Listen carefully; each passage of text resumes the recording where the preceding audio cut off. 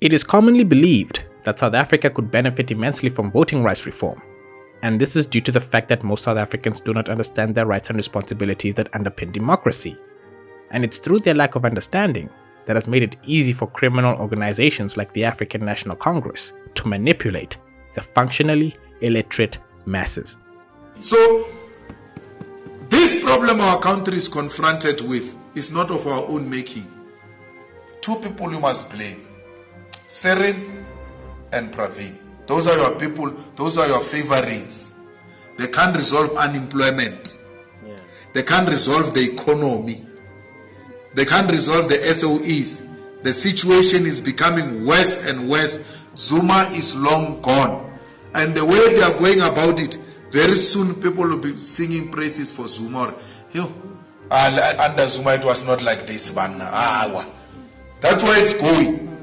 The manipulation of the illiterate masses has persisted after 1994, which has led the African National Congress to enforce a majoritarian dictatorship that has done immense damage to infrastructure, rule of law, and the disposition of employment. The result of which came from the effects of colonialism and apartheid, which was so dehumanizing that the previous disenfranchised believed anything that the so-called liberation organizations promised them. This has given the African National Congress a monopoly on state power, which they used to create a corrupt patronage pyramid, which consists of public sector jobs, state-owned enterprises, BEE tenders, and grants to enrich their support. There is a codependent relationship between South Africans and the ANC.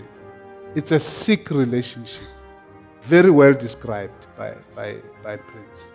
But it is codependent. There's an understanding between South Africans and the ANC. And part of the reason the media will simply adopt Cyril Ramaphosa against the ANC or vilify Zuma or adopt Mbeki and so on is also because of that codependency that we have. We are part of the problem, all of us. We have reached a stage as citizens of this country where we accept as normal these things that are happening, and where we will go to extremes to praise Ramaphosa because he said one little good thing. At least there's a ray of hope there. But it's not just the ANC. We can't sit here and say the problem of South Africa is the ANC. The problem of South Africa is the codependent, sick relationship between South Africans and the ANC.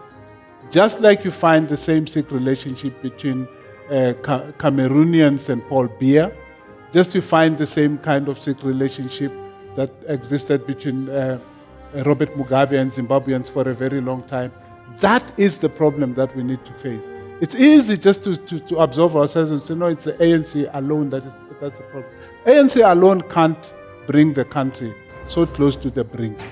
It was able to do this because we are part of the problem. We let it happen. We understand it. South Africa is unique in that the ANC bribes its supporters with tax money, mostly supplied by non-supporters. This can be avoided if a citizenship test prerequisite was applied to voting rights at national level.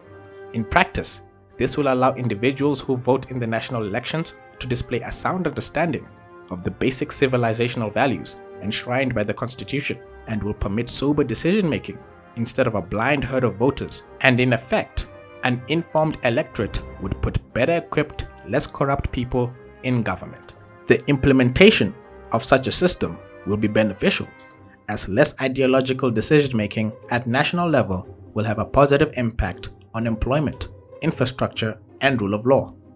And thereby, a citizenship test prerequisite should fall away at local government level, where a majoritarian dictatorship can do less damage.